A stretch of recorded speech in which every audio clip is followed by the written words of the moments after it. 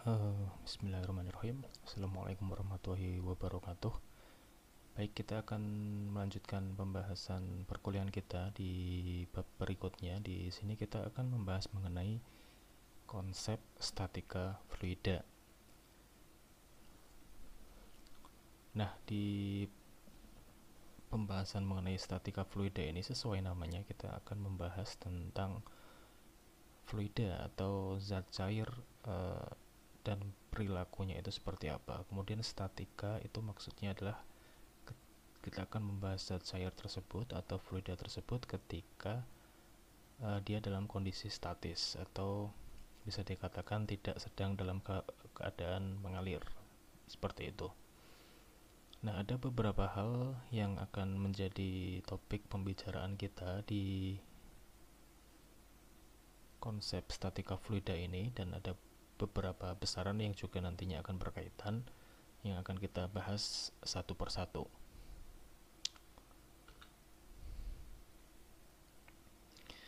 Oke, nah berdasarkan sifatnya, kita tahu bahwa ketika bicara tentang fluida, kita bicara tentang zat alir, bukan zat cair ya sebetulnya. Lebih tepatnya adalah zat alir yang dia bisa berupa cairan maupun gas. Jadi fase zatnya itu bisa berupa cairan maupun gas, dan punya sifat dasar itu menempati ruang. Namun demikian, ketika kita bicara mengenai sifat, katakanlah sifat menempati ruang tadi, itu ketika kita bicara misalkan garam di sini, garam pun itu ketika dimasukkan ke dalam ruang atau ke dalam wadah yang berbentuk misalkan tabung seperti ini, itu dia juga akan menempati ruangnya. Begitu pula ketika kita bicara mengenai katakanlah pasta gigi. Namun demikian, ketika bicara dalam konteks mikromolekuler, garam itu tetap bersifat padatan karena dia memiliki kekristalan tertentu, seperti itu dalam konteks mikromolekulernya. Di lain sisi, pasta gigi itu dalam ranah fase bahan atau jenis bahan itu bisa dikatakan sebagai sebuah bahan semi solida. Jadi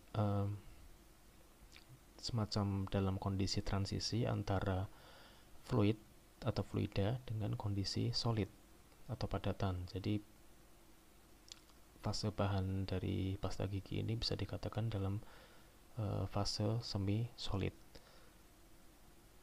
Sehingga di sini kita akan membatasi pembahasan kita dalam konteks fluida yang kita kenal secara umum.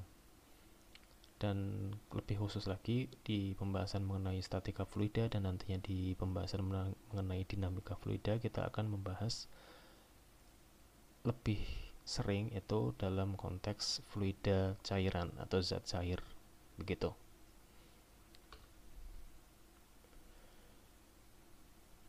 Oke, nah besaran pertama yang bisa kita bahas mengenai fluida itu adalah massa jenis. Kita sudah kenal massa jenis dari masa kita sekolah dulu mungkin ya.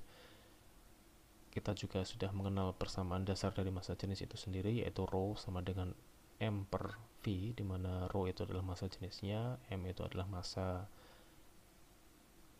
sesuatu yang sedang diukur, dan V itu adalah volume tempat sesuatu tadi itu berada. Begitu. Jadi ketika bicara tentang massa jenis, itu persamaan dasarnya seperti ini. Dan seperti terlihat pada tabel ini, massa jenis beberapa jenis fluida itu nilainya adalah tertentu atau fix atau konstan. Misalkan air, kita kenal massa jenisnya itu adalah 1 kg per 1 kg atau 1000 kg per meter kubik. Kemudian misalkan air laut itu ada di 1,025 kali 10 pangkat 3 kg per meter kubik, dan seterusnya. Nah, angka-angka ini mengindikasikan bahwa fluida itu memiliki nilai-nilai massa jenis tertentu. Walaupun pada praktiknya itu nantinya akan bisa bervariasi sedikit. Misalkan ketika suhunya itu berubah, maka massa jenisnya pun akan sedikit berubah, tetapi masih pada rentang atau kisaran yang ditunjukkan pada tabel berikut ini. Seperti itu. Nah, massa jenis itu sendiri ketika kita deskripsikan atau kita definisikan, itu ada beberapa hal yang menjadi poin penting. Yang pertama itu adalah massa jenis itu merupakan salah satu jenis rapat massa. Jadi rapat massa itu nantinya itu ada beberapa jenis, ada massa per volume, ada massa per panjang misalkan. Jadi tergantung nanti konteksnya seperti apa, tetapi seringkali memang massa jenis itu dideskripsikan sebagai rapat massa volume atau kerapatan massa atau densitas. Nah, kemudian massa jenis seperti sudah saya bahas sebelumnya itu adalah merupakan salah satu sifat intrinsik dari bahan. Jadi maksudnya adalah bahan tertentu itu memiliki nilai massa jenis yang juga tertentu. Meskipun nantinya terdapat sedikit perbedaan nilai pada kondisi suhu dan tekanan yang berbeda, tetapi masih pada rentang yang kita kenal selama ini. Kemudian sebagai besaran, maka massa jenis juga memiliki satuan atau dimensi tertentu, di mana konteksnya ketika kita bicara mengenai massa jenis atau rapat massa volume, maka dimensi yang dimiliki oleh massa jenis tersebut adalah dimensi massa dibagi dimensi volume, begitu. Kemudian besaran berikutnya yang perlu kita perhatikan ketika sedang membicarakan mengenai fluida itu adalah tekanan. Nah, ketika bicara mengenai tekanan, pengaruh besaran tekanan pada kasus solid atau kasus zat padat itu akan berbeda dengan ketika kita melihat dari konteks zat cair atau liquid di sini. Kalau di konteks zat padat atau solid, ya tekanan itu nantinya konteksnya adalah di manakah permukaan yang dikenai oleh si solida tersebut. Nah, misalkan di sini saya punya gelas yang ada di atas permukaan kayu, misal. Nah, di konteks seperti ini, maka tekanan yang kita bicarakan itu adalah dari sudut pandang si bagian alas dari gelas ini sendiri. Jadi bagian alas gelas ini punya luas penampang tertentu yang dia nanti akan memberikan tekanan terhadap permukaan kayu tadi. Itu adalah tekanan dari sudut pandang solid. Dan secara instinktif pun kita tahu bahwa ya ketika kita memberikan tekanan dengan ukuran yang besar, maka si permukaan yang dikenai tekanan ini atau si kayunya ini akan dalam tanda kutip terkenai atau menderita tekanan dari si permukaan bawah dari gelas tadi.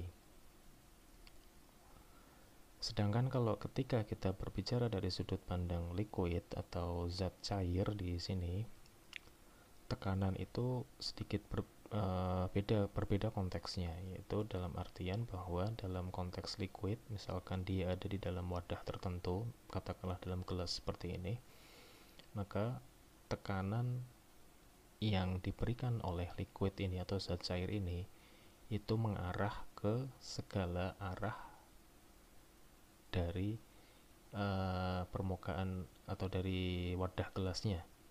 Jadi di sini ada beberapa titik-titik kecil yang mengindikasikan yang diberi arah seperti itu. Itu maksudnya adalah bahwa bagian-bagian dari zat cair ini nantinya akan menekan ke segala arah. Jadi misalkan bagian ini akan menekan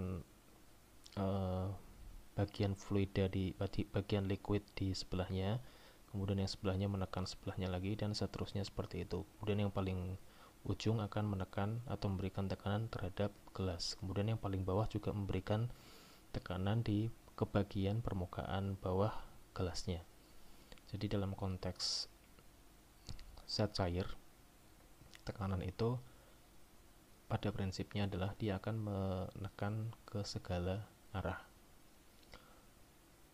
Tetapi ketika kita bicara mengenai persamaan matematisnya, tekanan itu punya persamaan dasar seperti ini. Kita sudah mengenal semuanya, yaitu P sama dengan F per A, di mana P itu adalah pressure atau tekanannya itu sendiri, kemudian F itu adalah gaya tekannya. Jadi tekanan itu muncul akibat gaya, tentu saja, seperti semua hal yang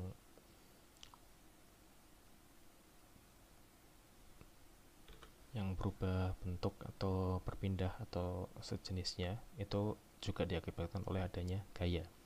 Nah, kemudian di situ gaya itu akan dibagi oleh luas penampang bidang tekannya, seperti itu. Jadi ini adalah deskripsi umum dari tekanan, baik untuk solid maupun liquid atau zat cair. Itu persamaan dasar tekanan itu sama, yaitu P sama dengan F per A, sehingga nantinya untuk tekanan itu sendiri akan memiliki dimensi gaya dibagi dimensi luas.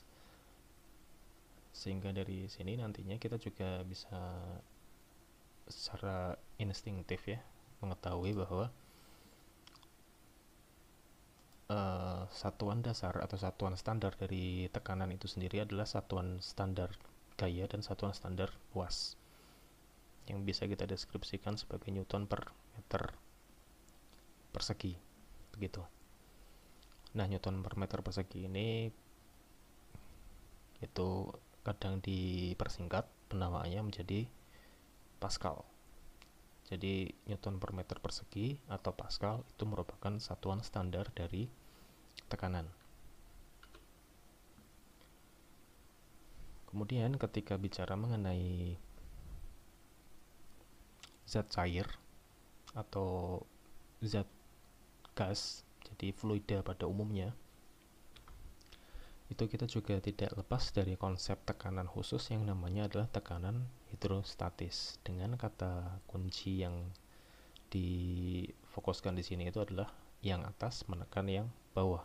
Apa itu maksudnya? Maksudnya adalah seperti tadi sudah dijelaskan di slide-slide sebelumnya, bahwa ketika bicara mengenai fluida atau zat cair, maka arah tekanannya itu ke segala arah. Kemudian ketika ekstrak lagi informasi tersebut, misalkan kita punya zat cair yang sama, apapun zat cair ini, dan dia berada dalam sebuah wadah yang terbuka, maka akan timbul beberapa hal di sini.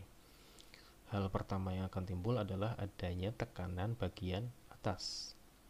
Nah, tekanan di bagian atas permukaan zat cair ini itu diakibatkan oleh adanya paparan dari udara di atasnya, yang biasa kita kenal dengan tekanan atmosfer kalau memang kondisi wadahnya itu terbuka. Tekanan atmosfer tentu saja itu sebagai akibat dari adanya gaya atmosfer, atau di sini diberikan simbol F ATM. Kemudian ini itu adalah area atau luas penampang dari permukaan atas dari si fluidanya. Jadi ini adalah bidang yang diberikan tekanan oleh udara di atasnya. Kemudian di bagian bawah, jadi ini adalah potongan bagian atasnya yang dikenai oleh tekanan atmosfer. Kemudian di bagian bawahnya, di mana ini adalah bagian fluidanya semuanya ya, bagian bawah itu juga memiliki nilai tekanan tertentu yang konteksnya itu akan berbeda dengan tekanan atmosfer tadi. Di sini tekanan yang timbul itu adalah tekanan hidrostatis namanya. Nah, konsep tekanan hidrostatis itu dipengaruhi oleh kedalaman dari si fluidanya atau si zat cairnya. Jadi makin dalam titik pengukuran, maka tekanan hidrostatisnya pun atau tekanan terukurnya istilahnya itu akan lebih besar. Jadi misalkan saya nanti akan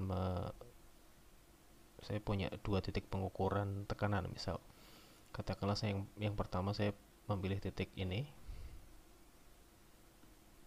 misalkan saya memilih titik 1 di sini dan saya kemudian memilih titik kedua. Nah, di bagian titik ke-1 tekanan hidrostatisnya karena hanya atau kedalamannya lebih kecil, maka nilai tekanan hidrostatisnya akan lebih kecil daripada ketika saya mengukur di bagian kedua. Seperti itu. Nah, ketika dirangkum kedua bagian ini, jadi ada pengaruh dari tekanan atmosfer, kemudian ada konteks tekanan hidrostatis, maka ketika digabungkan persamaan matematikanya akan kita peroleh persamaan dasar seperti ini. Jadi P total atau tekanan total dalam wadah ini itu adalah tekanan bagian atas ditambah tekanan bagian bawah, di mana tekanan bagian atas tadi itu adalah tekanan atmosfer yang biasa dituliskan dalam simbol bisa PATM, kadang juga dituliskan dalam simbol P0 yang mengindikasikan bahwa dia itu tidak dipengaruhi oleh variabel apapun termasuk kedalaman, karena ukuran yang dihitung di P0 ini itu fix adalah bagian ini saja, bagian atas ini saja, surface ini saja, begitu.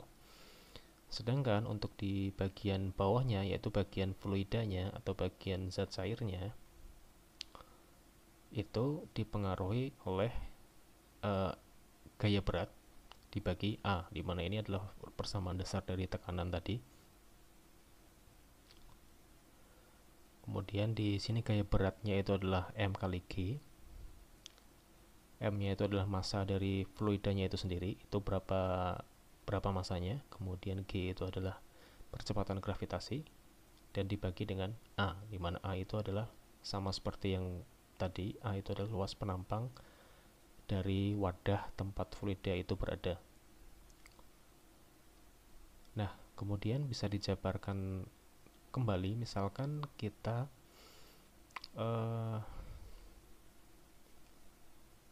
katakanlah kita tidak mengetahui ukuran massanya secara langsung, misal. Nah, kita bisa melakukan perhitungan sampingan, yaitu dari persamaan dasar massa jenis. Jadi massa jenis itu persamaan dasarnya adalah massa dibagi volume. Dari situ kita bisa memperoleh nilai massa jenis, di mana dari situ kita bisa memperoleh nilai massa, di mana massanya itu adalah rho kali V, sehingga nanti bagian massa ini itu nanti akan diganti oleh bagian rho kali V ini, begitu. Nah, V itu adalah volume dari bagian yang sedang diukur, sehingga dia itu merupakan variabel tertentu, atau nantinya V ini nilainya bisa berubah-ubah tergantung titik pengukurannya. Jadi misalkan di titik 1 V-nya itu akan berbeda dengan di titik 2. Jadi misalkan di titik 1 itu nanti poin pengukurannya ya cuma sampai volume segini aja, begitu, dari sini sampai sini aja, itu adalah volume pengukuran di titik 1. Kalau di titik 2 berarti ya sampai bagian kedua, jadi volume pengukurannya dari atas sampai titik kedua ini, begitu. Nah, karena nilainya nanti akan bergantung terhadap kedalaman atau H, maka V ini bisa kita tuliskan dalam bentuk luas penampang dikalikan kedalamannya, atau A kali H, di mana A itu tadi luas penampang, H itu adalah kedalaman dari si zat cairnya atau si fluidanya, sehingga kita bisa mengetahui bahwa di sini kan luas dikali panjang, katakanlah kedalaman itu kan dimensinya panjang ya, dimensi luas kali dimensi panjang itu kan akan menghasilkan dimensi volume begitu. Nah, dari sini kita nantinya bisa melakukan coret mencoret, jadi A itu sama bisa kita coret sehingga menghasilkan persamaan akhir P0 ditambah rho GH. Jadi P0 atau tekanan atmosfer ditambah dengan massa jenis air ditambah dengan percepatan gravitasi ditambahkan dengan kedalaman, di mana kedalaman ini ya kita bisa menganggap dia itu variabel ya, ini nilainya bisa berbeda-beda di tiap kedalaman tertentu, seperti itu. Nah, ini rangkumannya kira-kira seperti ini. Jadi tekanan total di dalam fluida ini yang ada di dalam wadah tadi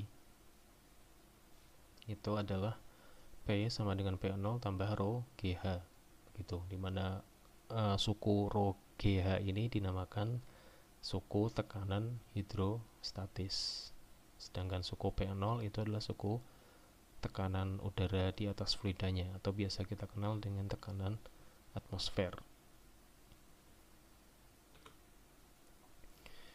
Nah, biasanya ketika kita bicara mengenai tekanan udara standar atau tekanan atmosfer standar, itu kita menggunakan nilai 1 atm atau 1 atmosfer, seperti itu.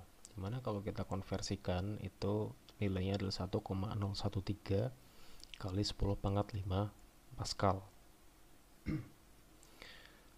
Walaupun terkadang ada juga yang langsung membulatkannya jadi cuma 1 kali 10 pangkat 5 Pascal, seperti itu ya.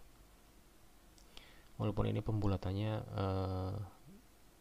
terkadang juga menimbulkan permasalahan tertentu, tetapi paling aman memang kita menggunakan konversi yang kita kenal bersama itu seperti ini. Jadi 1 atm sama dengan 1,013 kali 10 pangkat 5 Pascal atau Newton per meter persegi. Jadi dalam satuan standar tekanan atmosfer itu nilainya adalah 1,013 kali 10 pangkat 5 Pascal.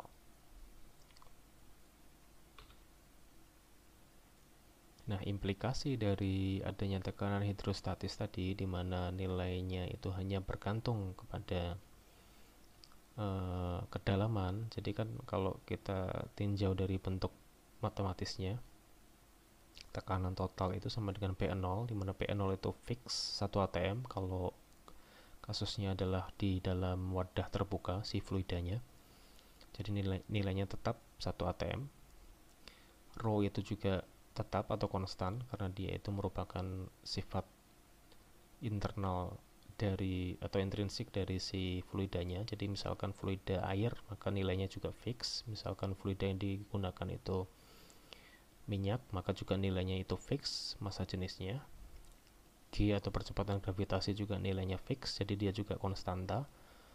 Sehingga di sini yang merupakan variabel itu hanyalah H atau kedalaman dari si zat cairnya atau titik ukur di dalam zat cair tersebut.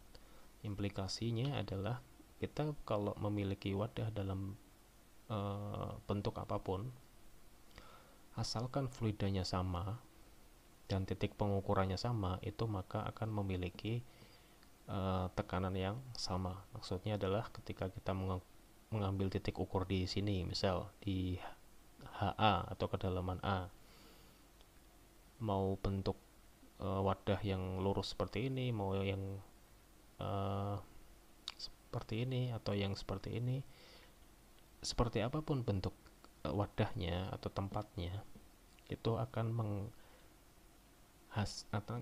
menghasilkan nilai tekanan yang tetap. Jadi tekanan di titik A ini semuanya akan tetap walaupun bentuk tempat atau bentuk wadahnya itu berbeda-beda gitu.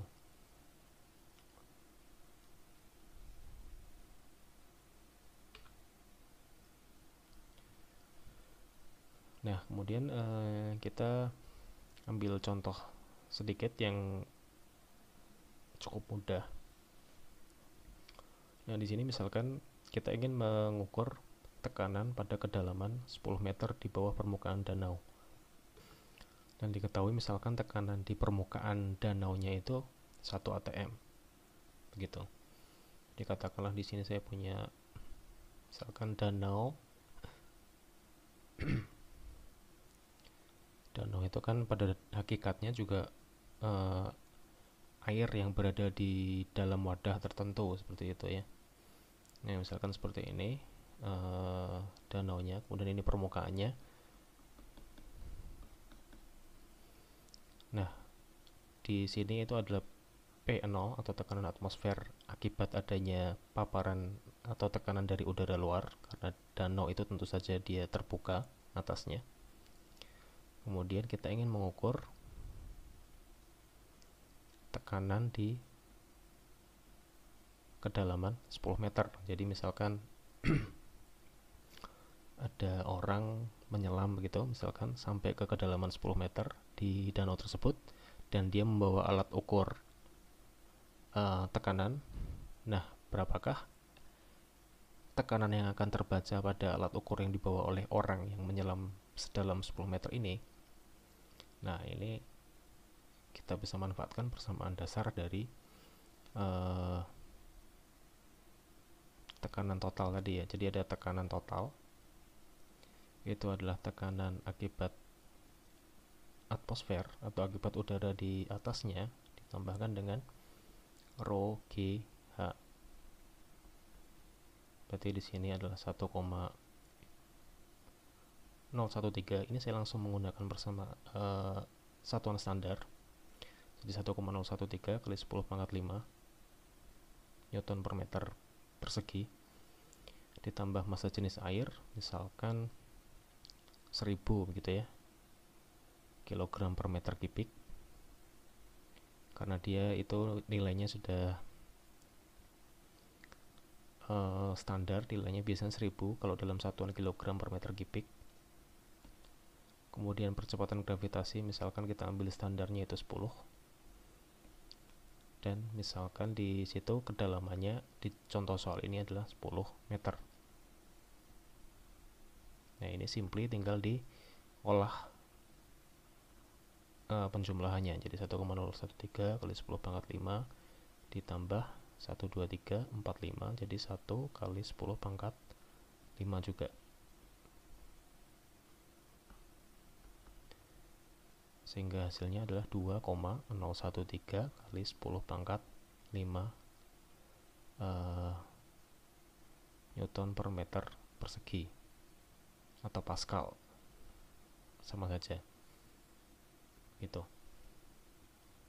Nah, jadi ketika ada pengukuran yang dilakukan pada danau ini dalam kedalaman 10 meter, maka yang akan terukur oleh alat ukur tekanan pada kasus seperti ini itu adalah sebesar 2,013 kali 10 pangkat 5 Pascal.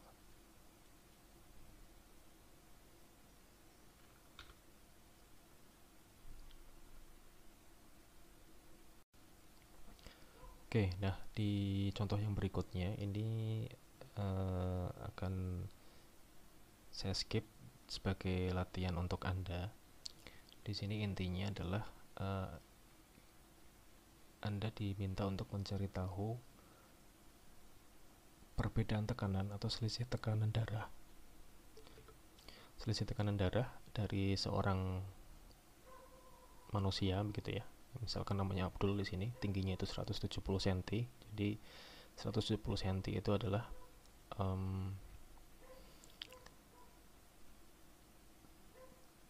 jarak dari ujung kepalanya. Misalkan ini Abdul, ya ini katakanlah Abdul seperti ini gitu ya. Saya tidak bisa menggambar yang artistik, tapi ini cukup untuk memvisualisasikan seharusnya. Nah, 170 cm itu tinggi dari Abdul, maka kita tahu bahwa jarak dari ujung atas kepala Abdul sampai ke kakinya itu adalah 170 cm. Nah, di sini kita juga bisa mengetahui bahwa massa jenis darah itu 1050 kg per meter kubik. Nah, yang ditanyakan adalah perkirakan perbedaan tekanan. Jadi perbedaan tekanan ya di sini ya, kata kuncinya perbedaan tekanan darah antara ujung kepala dengan dasar kaki. Berarti tekanan darah di paling atas sampai di paling bawah itu berapa sih bedanya begitu. Nah, ini nanti coba Anda bisa mencoba mengerjakan di rumah masing-masing gitu ya, sebagai latihan saja. Oke, kemudian setelah kita membicarakan mengenai tekanan, jadi nantinya besaran-besaran yang tadi sudah diterangkan itu ada massa jenis, ada tekanan, itu nantinya akan kita manfaatkan ke konsep-konsep yang selanjutnya. Misalkan di sini kita akan membahas mengenai prinsip Pascal. Prinsip Pascal itu prinsip yang cukup simple, saya kira. Jadi intinya adalah tekanan di semua titik ketika kita bicara mengenai fluida, tekanan di semua titik ketika fluida itu masih berada pada pipa yang sama atau wadah yang sama, itu akan tetap. Jadi kita bisa simplifikasi persamaannya menjadi P1 sama dengan P2. Jadi misalkan saya bicara mengenai tekanan di bagian sini, jadi katakanlah ini ada pipa yang menyambung seperti ini dengan diameter yang berbeda. Misalkan pipanya itu diameternya berbeda tapi mereka saling berhubungan, jadi si fluidanya itu masih mengisi semua bagian ini. Kemudian di situ ada piston. Piston itu ya berfungsi untuk memberikan tekanan, jadi semacam alat mekanis yang fungsinya untuk memberikan tekanan. Misalkan di bagian pipa yang lebih kecil itu kita punya piston kecil, kemudian di bagian pipa yang lebih besar kita punya piston yang besar, begitu. Sehingga di sini ketika kita punya piston kecil dan piston besar, yang membedakan itu adalah diameternya. Otomatis diameternya berbeda, otomatis luas penampang pistonnya pun akan berbeda. Nah, kita bedakan menjadi A1 dan A2, atau luas penampang 1 dan luas penampang piston 2. Nah, idenya adalah ketika saya memberikan gaya sebesar F1 ke piston yang kecil, ininya nanti akan dikonversi sebagai tekanan, yaitu P1. Itu akan dikonversi sebagai tekanan di bagian ini, bagian 1. Kemudian energinya itu akan ditransfer, tapi kita tidak akan membahas terlebih dalam tentang transfer energinya ya. Intinya adalah ketika bagian 1 itu menghasilkan tekanan sebesar P1, maka nantinya di ujung yang satunya, yaitu di bagian 2, itu akan diterjemahkan pula sebagai tekanan yang kita namai tekanannya adalah P2, di mana P1 itu dideskripsikan sebagai F1 per A1 dan P2 itu dideskripsikan sebagai F2 per A2. Ini persamaan yang sangat simpel, tapi bisa dibilang pemanfaatannya dan implikasi persamaannya itu cukup signifikan. Nah, signifikan dalam artian bahwa ketika saya memberikan gaya yang kecil saja di piston yang kecil ini, yang juga kecil, jadi saya memberikan gaya yang kecil di piston yang kecil, karena akan menghasilkan tekanan dengan nilai yang sama, jadi P1 sama dengan P2, itu implikasinya adalah saya bisa menghasilkan, dalam tanda kutip ya, saya bisa menghasilkan gaya yang besar ketika di piston bagian 2 itu memiliki penampang yang juga besar. Jadi saya memberikan gaya yang kecil di piston dengan ukuran yang kecil, itu saya bisa menghasilkan dalam tanda kutip gaya yang besar ketika saya memiliki piston yang ukurannya juga besar, berdasarkan persamaan prinsip Pascal ini. Nah, oleh karena itulah prinsip Pascal ketika kita melihat aplikasinya itu banyak digunakan di hal-hal yang berkaitan dengan konteks seperti itu. Misalkan kita kenal ada dongkrak ya, ada dongkrak hidrolik, ada kemudian di sini sistem hidrolik pada misalkan pencucian mobil. Idenya adalah misalkan di dongkrak hidrolik ya, kenapa dongkrak hidrolik itu bisa memberikan atau mengangkat mobil yang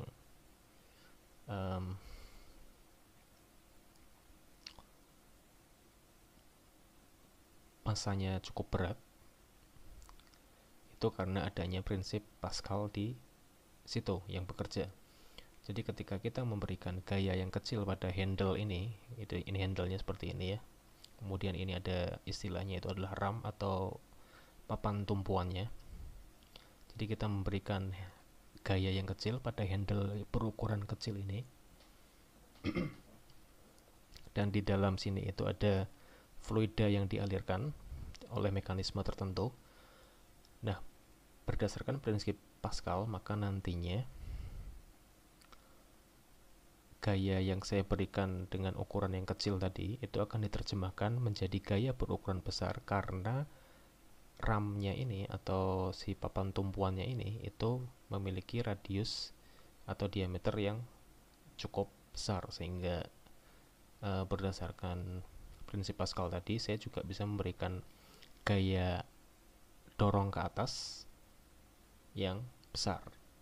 Itulah kenapa saya dengan memanfaatkan prinsip Pascal dari dongkrak hidrolik ini, saya bisa mengangkat sedikit ya, walaupun konteks mengangkatnya mungkin bukan mengangkat yang heboh sekali, tapi memberikan gaya dorong ke atas kepada mobil. Begitu pula ketika kita bicara di konteks pencucian mobil, misalkan kenapa mobil itu bisa terangkat ke atas, itu karena ada sistem hidrolik yang bekerja. Jadi di situ di bagian ujung satu itu ada tuas juga, yang dimana kita perlu memberikan gaya yang kecil saja, kemudian nantinya fluida yang mengalir di sini itu akan menerjemahkannya menjadi tekanan yang cukup besar di bagian 2, dan tekanan yang besar di bagian 2 itu juga diterjemahkan sebagai gaya yang besar untuk mendorong mobil ke atas, begitu. Dimana kalau di sini menurut teori yang ada itu gaya di bagian 2 itu 10 kali lebih besar daripada gaya yang diberikan oleh bagian satunya, begitu. Nah, itu adalah beberapa contoh penggunaan prinsip Pascal yang memanfaatkan memanfaatkan fluida dalam kerjanya, begitu ya. Oke, kemudian prinsip yang berikutnya akan kita bicarakan itu adalah Archimedes. Jadi tadi ada prinsip Pascal, maka kita juga perlu membicarakan prinsip yang satunya mengenai fluida statis atau statika fluida, itu adalah prinsip Archimedes. Prinsip Archimedes ini ceritanya cukup panjang. Di sini saya menemukan sebuah semacam komik strip yang cukup menarik di situ mengenai kisah historis dari ditemukannya prinsip Archimedes itu sendiri. Jadi Alkisah ya. Alkisah ini saya mungkin cerita sedikit. Alkisah itu ada raja namanya Raja Hieron yang dia memiliki masalah. Masalahnya adalah dia meminta seorang pembuat logam atau apa ya istilahnya, mungkin uh, pembuat perhiasan lah, mungkin pembuat perhiasan. Dia memerintahkan seorang pembuat perhiasan untuk membuat mahkota yang full semuanya dari emas. Tetapi setelah mahkota ini mahkotanya, nah setelah mahkotanya itu jadi, si Raja Hiron ini curiga bahwa sebagian dari mahkotanya itu bukan emas, jadi tidak 100% emas murni seperti itu. Padahal yang diharapkan oleh Raja Hiron itu adalah 100% emas murni. Tetapi beliau tidak punya cara untuk membuktikan kecurigaannya tersebut. Maka diutuslah Archimedes, yang dimana Archimedes itu pada masa itu adalah salah satu saintis kerajaan atau ilmuwan kerajaan, katakanlah seperti itu, untuk membantu memecahkan permasalahannya. Nah, Archimedes itu pada masa itu juga belum ada metode tertentu yang bisa digunakan untuk membuktikan apakah sebuah benda itu tersusun dari 100% emas murni atau bukan. Maka dari itu dia istilahnya apa ya, mencari ide dengan ya, karena dia sembari mencari ide maka dia mandi ya begitu ya di kolam bathtub lah kalau bahasa kita sekarang mungkin. Nah, kemudian dia menyadari sesuatu ketika dia memasukkan dirinya ke bathtub tersebut. Yang dia sadari itu adalah ketika dia masuk ke dalam bathtub ini, ada sebagian air dari bathtub. Jadi tadinya air di bathtub ini katakanlah penuh. Kemudian Archimedes ini masuk ke dalam situ. Dia menyadari bahwa ada sebagian air yang tumpah ke luar. Itulah kenapa dari situ dia mendapatkan sebuah ide brilian, dan dia berteriak Eureka, Eureka di jalanan. Ini mitologinya seperti itu. Ini kisahnya valid atau tidak, Allahu alam ya. Tapi ini cukup menarik sebagai salah satu background ditemukannya sebuah prinsip yang sangat terkenal bahkan di masa kita sekarang. Nah, singkat cerita, yang ditemukan atau yang disimpulkan oleh Archimedes itu bahwa konteksnya itu adalah massa jenis. Jadi Archimedes itu membandingkan massanya dulu. Jadi mahkota yang tadi itu ditimbang, kemudian dibandingkan dengan massa sebongkah emas begitu. Jadi di sini kan berarti massa keduanya sama ya. Jadi massa mahkota dan massa dari sebongkahan emas murni tadi itu sama.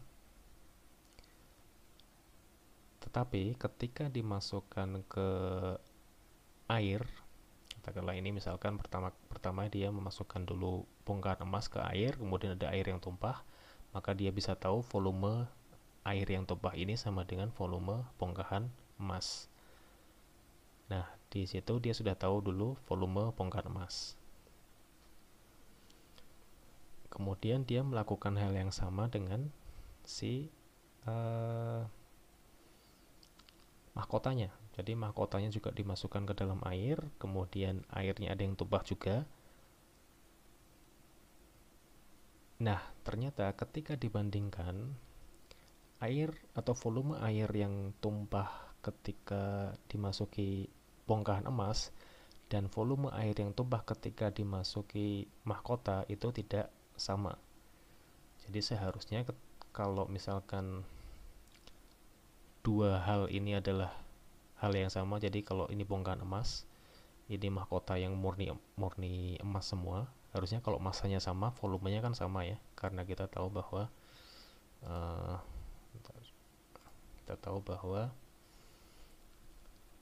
rho itu sama dengan rho kan. Misalkan ini adalah rho mahkota, itu harusnya sama dengan rho dari bongkahan emas, katakanlah rho emas gitu ya.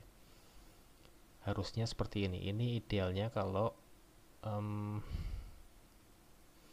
idealnya kalau memang si mahkotanya ini murni terbuat dari emas. Jadi massa mahkota dibagi volume mahkota itu harusnya sama dengan massa emas dibagi dengan volume emas. Ini juga hal yang seharusnya terjadi kalau mahkotanya betulan 100% emas. Tetapi ternyata yang terjadi adalah, berarti di sini kan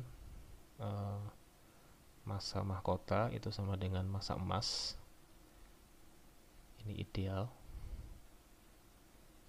Dan volume mahkota sama dengan volume emas. Ini idealnya. Tapi kenyataan yang terjadi itu adalah massa mahkotanya itu sama dengan massa emas. Jadi tadi ketika ditimbang itu massanya sama, tetapi volume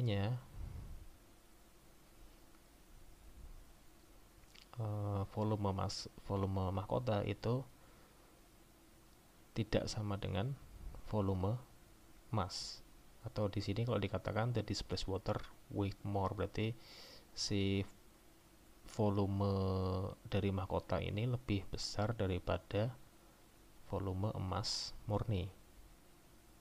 Begitu. Jadi kalau begitu bisa disimpulkan bahwa ketika ini dihitung, massa mahkota dibagi V mahkota itu akan tidak sama dengan massa emas dibagi dengan volume emas.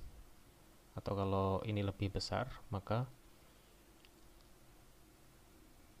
massa jenis dari mahkota itu akan lebih kecil karena volume itu di bagian penyebut ya, akan lebih kecil daripada volume massa jenis dari emas murninya. Begitu. Maka dari itu kecurigaan raja itu terbukti bahwa ternyata memang mahkotanya tidak 100% terbuat dari emas, dan bahwa ada sebagian yang ada campuran di situ ya. Berarti ada campuran di situ yang massa jenisnya itu lebih kecil daripada massa jenis emas. Jadi ini ya, that was made of a lighter metal. Berarti massa jenis dari campuran di mahkotanya itu ada yang lebih kecil daripada si emas murni. Begitu. Nah, di sini ada beberapa tabel, ada tabel yang menunjukkan beberapa nilai massa jenis dari beberapa logam yang dikenal. Nah, kemungkinan ada beberapa logam yang dicurigai sebagai campuran dari emasnya itu sendiri, begitu. Jadi misalkan di situ si emasnya itu massa jenisnya 19,3 gram per cm kubik, maka ada beberapa logam lain atau jenis logam lain yang dicurigai sebagai campuran dari mahkotanya. Begitu. Nah, itu adalah histori dari cerita prinsip Archimedes. Kemudian seperti apa konsep fisis dan matematisnya, itu kira-kira seperti ini. Jadi misalkan saya punya fluida dalam wadah, kemudian saya memasukkan benda tertentu ke dalam fluida tadi atau ke zat cair tadi ya. Misalkan kita pakai contoh fluidanya zat cair. Nah, idenya adalah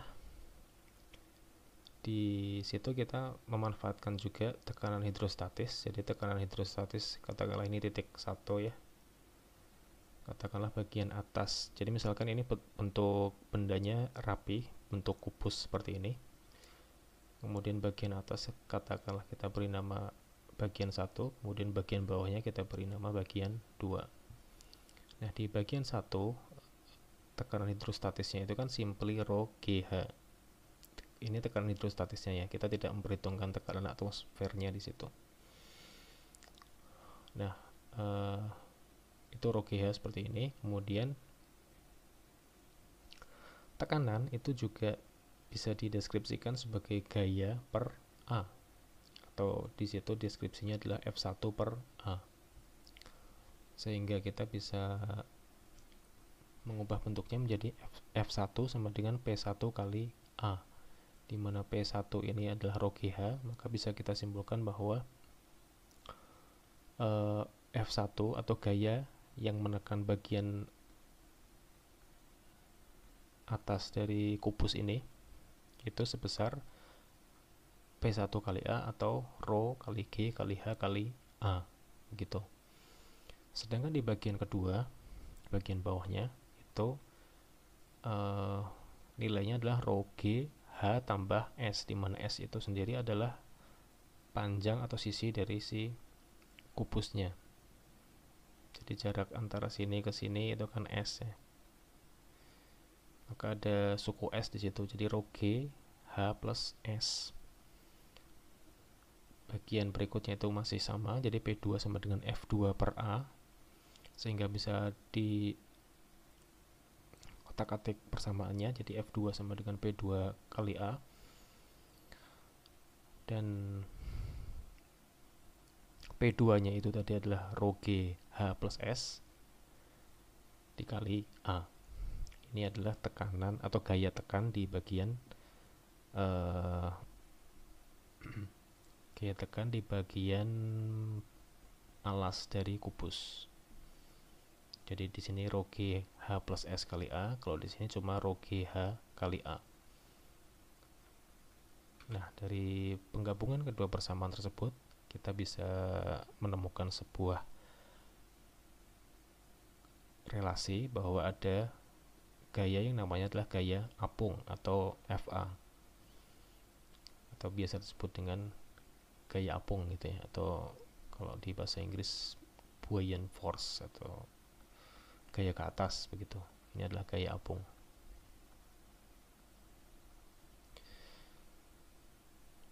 Nah, gaya apung ini merupakan penggabungan dari kedua bagian tadi, jadi F2 kurangi F1, jadi bagian yang lebih bawah dikurangi bagian yang lebih atas. Ini penurunan matematisnya seperti ini tinggal dimasukkan saja, dan ini sangat simpel sekali saya kira. Ujung-ujungnya adalah kita mendapatkan Rho kali G kali S kali A, di mana S kali A ini itu adalah volume dari si bendanya. Begitu. Jadi A itu adalah luas, ya ini sama ya karena bendanya itu kubus, jadi A itu adalah luas penampang salah satunya, mau atas boleh mau bawah boleh. Nah, luas penampang dikalikan S itu kan sama dengan volume dari benda yang sedang tercelup tadi. Nah, kesimpulannya ada komponen atau ada jenis gaya baru yang bekerja ketika benda itu dimasukkan ke dalam zat cair. Namanya adalah gaya apung, besarnya adalah FA, sama dengan Rho kali G kali V. Untuk dicatat Rho yang tercatat di sini itu adalah massa jenis dari fluida, bukan massa jenis dari benda. Begitu. Rho-nya itu adalah massa jenis fluida, G-nya itu adalah percepatan gravitasi biasa, dan V-nya itu adalah volume dari benda yang tercelup tadi. Begitu. Nah, berdasarkan prinsip Archimedes ini, kita juga mengenal beberapa kondisi benda ketika berada di dalam zat cair ya. Ada kondisi terapung, melayang, dan tenggelam. Dimana kalau kita pakai konteks prinsip Archimedes, kita akan bisa menyimpulkan bahwa benda akan terapung ketika gaya apungnya atau gaya ke atasnya itu akan lebih besar daripada nilai gaya beratnya. Kemudian melayang itu, kalau kita katakan melayang kan biasanya ada di tengah-tengah ya, tidak tenggelam dan juga tidak di atas sekali. Nah, itu dideskripsikan kalau keduanya itu memiliki nilai yang sama persis. Kemudian tenggelam itu ya otomatis kalau si gaya berat ke bawahnya itu lebih besar dari gaya apungnya.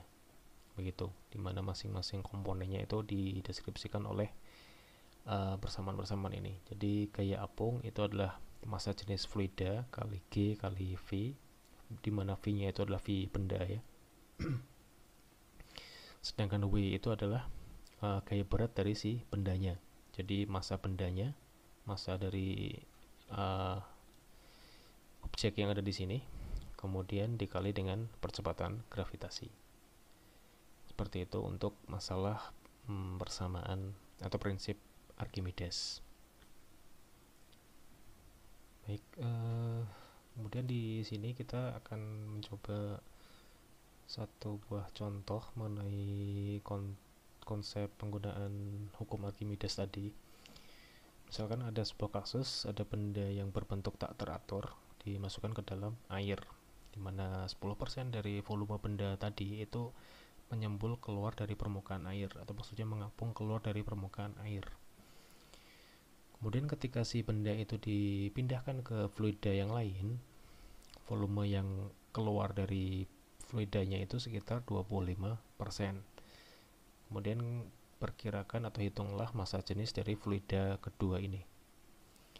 Oke, di sini kita akan coba dulu membuat skemanya. Jadi misalkan ketika di konteks pertama itu adalah kasus ketika bendanya ada di dalam air. Misalkan ini air. Nah, 10%-nya itu keluar dari atau menyembul keluar dari permukaan air, maka kondisinya itu adalah kira-kira seperti ini.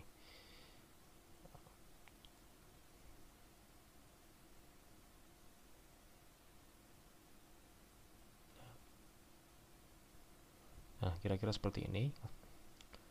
Kemudian misalkan kita punya fluida kedua, kita belum tahu ini fluidanya jenis apa, sehingga kita tidak bisa mengetahui juga nilai massa jenis dari fluida ini.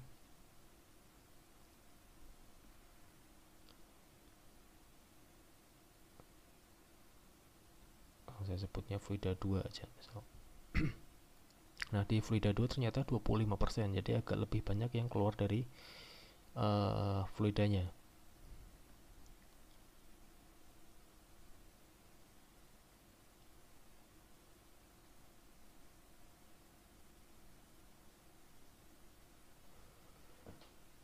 Nah, di sini kita punya relasi hukum atau prinsip Archimedes tadi. Kita menggunakan prinsip dasar dari persamaan Archimedes itu adalah, atau kita di sini akan membandingkan antara gaya apung atau FA dengan W-nya. Kita akan menggunakan notasi sama dengan, karena pada prinsipnya ketika menggabungkan atau mengkomparasi antara gaya apung dan gaya berat itu ya kita bisa menggunakan notasi sama dengan ya, walaupun tadi ketika bicara tentang mengapung, melayang dan tenggelam itu ada beberapa jenis tanda matematis. Nah,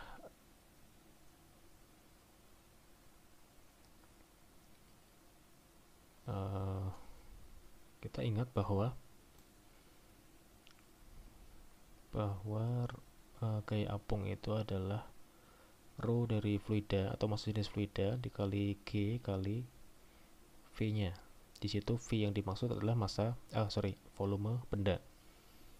Mungkin akan saya gambarkan dulu skema gayanya. Jadi ada gaya berat yang membawa bendanya ke bawah, tapi ada juga gaya apung atau gaya ke atas yang membantu supaya bendanya itu tidak tenggelam atau tidak tertarik ke bawah, begitu ya. Yang ini juga sama, ada W, ada FA, begitu.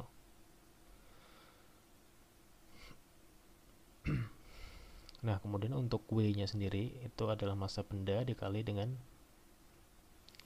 gravitasi atau percepatan gravitasi.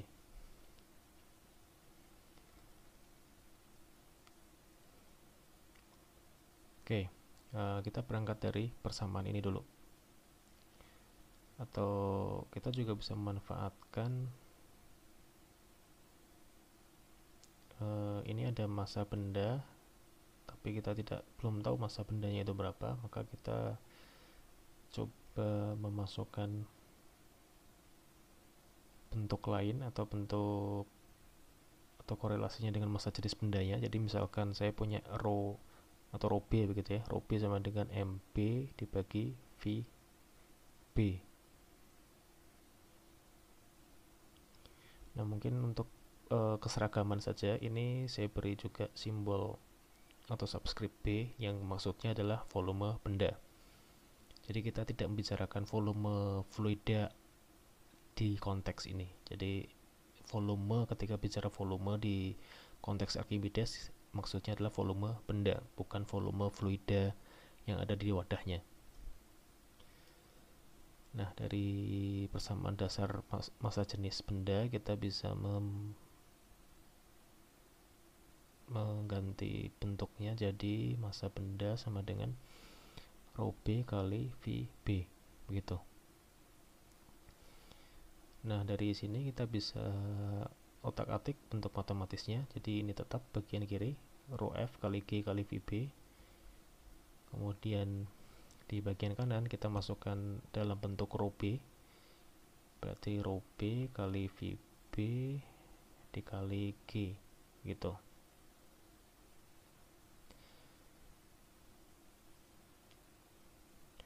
Oke. Nah, ada beberapa yang bisa dicoret ya untuk menemukan sebuah korelasi tertentu. Ini percepatan gravitasi bisa kita coret. Kemudian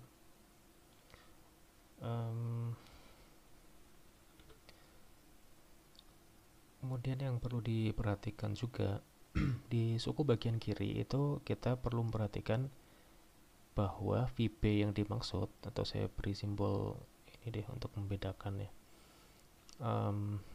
VB yang dimaksud itu adalah bagian yang menyembul keluar dari permukaan air, yaitu sebesar maksudnya adalah yang ada di yang masuk ke dalam air, begitu ya. Jadi sisanya, karena yang keluar dari air tadi 10%, maka yang kita perhitungkan itu adalah yang berada di dalam fluidanya, yaitu sebesar 90% dari volume bendanya, begitu, atau 0,9 dari volume benda yang akan kita olah datanya.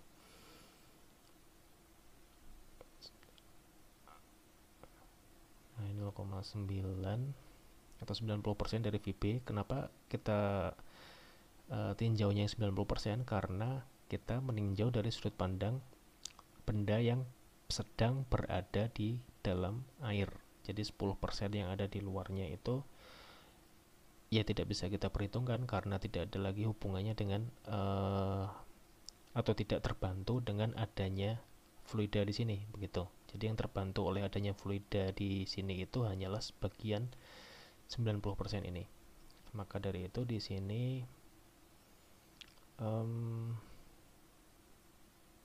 sebentar, ini mungkin notasinya akan saya ganti sedikit. Saya tuliskan di sini sebagai VA saja kali ya. Jadi VA di situ maksudnya adalah volume yang dibantu oleh konsep Archimedesnya. Jadi VA-nya itu jangan VA, V1 deh biar beda, nanti malah bingung. Atau V1 ya. V1 itu adalah 0,9 atau 90% dari volume bendanya. Maka dari itu di sini saya tuliskan 0,9. Bentar, saya atur lagi penulisannya. 0,9 VB. Jadi V1 itu besarnya adalah 0,9 VB. Nah, sedangkan di sisi kanan itu tetap karena yang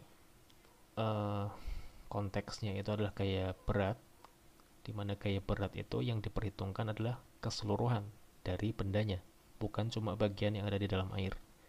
Jadi kalau gaya apung atau gaya ke atas itu yang diperhitungkan hanya bagian yang berada di dalam airnya, tetapi kalau gaya berat itu adalah keseluruhan dari bendanya. Jadi 100% dari bendanya itu semua diperhitungkan. Sehingga di sini VB-nya bisa kita coret. Maka kita menemukan korelasi rho B sama dengan 0,9 rho F, di mana F yang atau fluida yang sedang kita bahas itu adalah air. Ambillah kita pakai nilai standar massa jenis air yaitu 1000 kg per cm kubik, maka nilai massa jenis balok atau bendanya itu adalah sebesar 0,9 kali 1000, yaitu 900 kg per meter kubik. Ini adalah nilai massa jenis dari benda yang sedang kita bahas itu. Oke, itu adalah langkah pertama. Jadi kita belum selesai sampai situ karena yang ditanyakan bukan massa jenis benda, tetapi massa jenis fluida kedua. Ya, yang ditanyakan adalah massa jenis fluida kedua. Oke, di bagian kedua kita akan mengulangi proses yang mirip sebetulnya. Di sini saya akan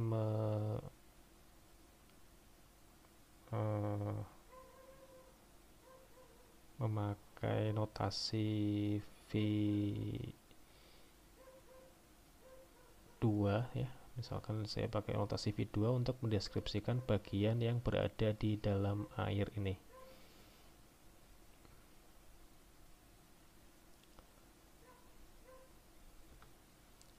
Oke, misalkan ini untuk membedakan ya. Jadi yang kita tinjau itu adalah bagian yang berada di dalam air ya. Ini tadi juga sama, ini 90% itu adalah yang di dalam air. Maka sekarang tinjauan kita di bagian fluida kedua ini itu adalah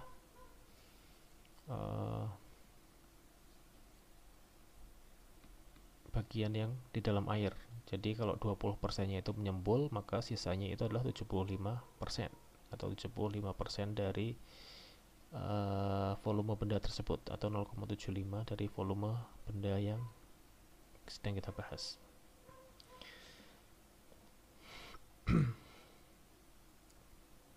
Nah, kemudian dengan langkah yang sama, kita bisa juga memanfaatkan hal yang sama, yaitu FA sama dengan W, dimana FA-nya itu adalah rho fluida. Jadi rho fluida 2 kita belum tahu ini apa, jadi tidak bisa dimasukkan 1000 langsung. Kalau tadi kan kita tahu yang pertama itu air ya. Ini rho F kali G sama kemudian kali bagian yang tercelup atau yang masuk ke dalam fluida, jadi V2 sama dengan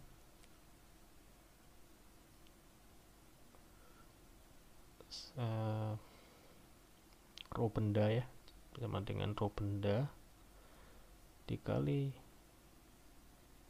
V benda dikali G gitu. Bersamaan dasarnya kira-kira seperti ini. Kemudian kita olah rho F kali ini G bisa kita coret karena percepatan gravitasi itu sama. Kemudian V2 itu adalah 0,75 VB, jadi nilainya adalah 0,75 VB, itu sama dengan nilai rho B. Jadi rho B nya itu tadi sudah kita ketahui, nilainya adalah 900 kg per meter kubik. Kemudian VB nya itu dituliskan VB saja karena tidak diketahui nilai pastinya, tapi kita bisa melakukan pencoretan. Nah, dari situ bisa kita simpulkan bahwa massa jenis fluida kedua itu nilainya adalah 900 per 0,75, dimana menghasilkan nilai 900 bagi 3/4 kali 4 per 300 ya. Nilainya adalah 1200 kg per meter kubik gitu. Jadi massa jenis fluida kedua yang kita bahas itu adalah 1200 kg per meter kubik ya, kira-kira seperti itu.